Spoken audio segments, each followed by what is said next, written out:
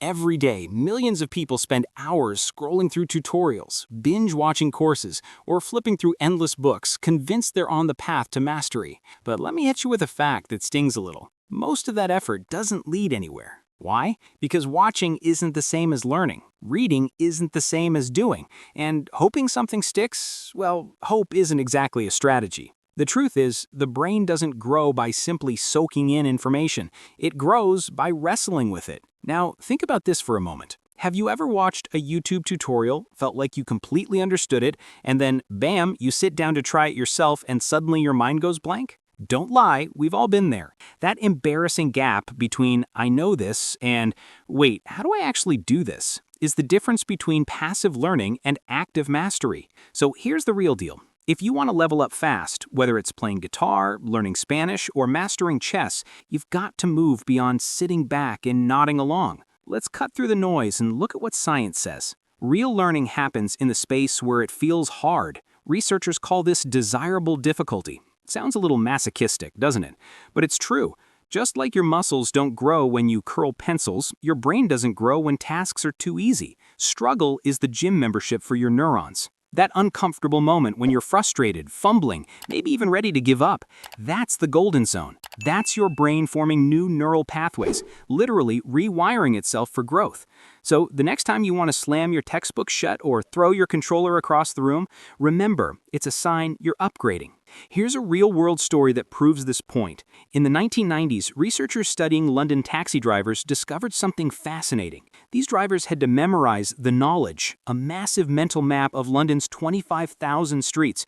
Brutal, right? The study found that their hippocampus, the brain area tied to memory, was physically larger than average. Why? Because the struggle of constantly recalling, navigating, and correcting themselves literally rewired their brains. Their difficulty became their superpower. Now, ask yourself, how often are you giving your brain that kind of workout? Or are you coasting with easy content? Drop a comment below. I'm curious how you usually learn things. But here's the kicker. Struggle alone isn't enough. You need strategy. One of the most powerful techniques is called active recall. You've heard the phrase practice makes perfect, but let's be real, practice only makes permanent. If you're practicing wrong, you're just getting better at mistakes. Active recall flips the script. Instead of rereading, rewatching, or highlighting like a human highlighter pen, you test yourself. Force your brain to drag information up from memory. That effort is what makes it stick. Studies show active recall can be up to 10 times more effective than passive review. Think of it like saving a file on your computer. You don't bother saving unless it's important. The more you quiz yourself, the more your brain flags that information as worth keeping. Want an example? If you're learning a new language, don't just reread vocabulary lists. Close the book, say the word out loud, and try to use it in a sentence. If you're studying for an exam, don't reread the chapter. Teach it to someone else, even if it's just your dog. Dogs are excellent listeners, by the way. Here's another hard truth. Too many people wait until they know enough before they start applying what they learn. That's a trap. You don't need to memorize every chess strategy before playing your first match. You don't need to study every scale before touching a guitar. Real learning's messy. You learn, you apply, you stumble, and then you patch the gaps. That's how progress compounds. So here's a challenge. Whatever skill you're working on right now, pause this video later, try it once, and see what happens. Then come back and tell us in the comments how it went. Trust me, your future self will thank you. Now, let's talk about feedback, the unsung hero of learning. Feedback isn't about someone patting you on the back or roasting your mistakes. It's the compass that tells you whether you're heading north or south. Without feedback, you're like a gamer pressing buttons blindly hoping something works. Think of a video game. You jump too late, you fall in the lava. Instantly you know what went wrong. That's a feedback loop. Quick, sharp, and brutally honest. The faster you get it, the faster you improve. Positive feedback keeps you motivated. It's that rush when you nail a chord progression or solve a tricky math problem. Negative feedback, on the other hand, isn't failure, it's data. It shows you what needs fixing. Together, they form the push and pull that keeps you leveling up.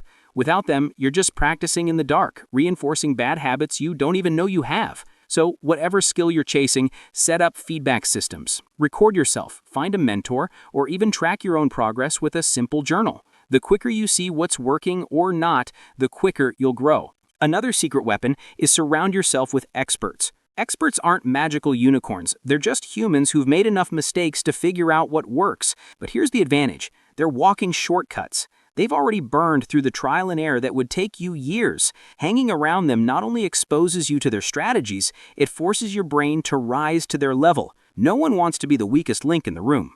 Think about athletes who train together. A sprinter running alone may jog comfortably, but put them next to a faster runner, suddenly they push harder. The same psychology applies to learning. When you're around people who are better than you, you absorb their mindset, their language, their rhythm. It's like downloading cheat codes for your brain. So here's a little homework. Find a community, even online, where people are ahead of you in the skill you're chasing.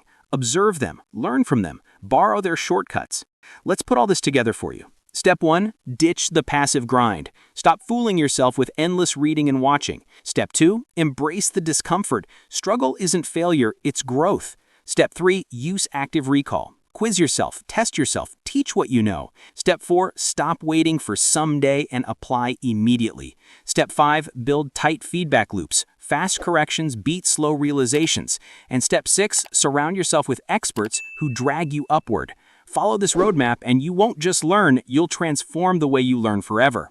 Now, here's where you come in. What's the one skill you've been trying to learn but you've been stuck on the passive treadmill? Cop it in the comments. I'd love to see how many of us are fighting the same battles. And if you found at least one idea here that lit a spark, do me a favor. Like this video, subscribe, and share it with a friend who needs a push. Because, let's be honest, we all know someone who's been studying for years but hasn't taken action. Don't let that be you. Your growth is waiting on the other side of discomfort.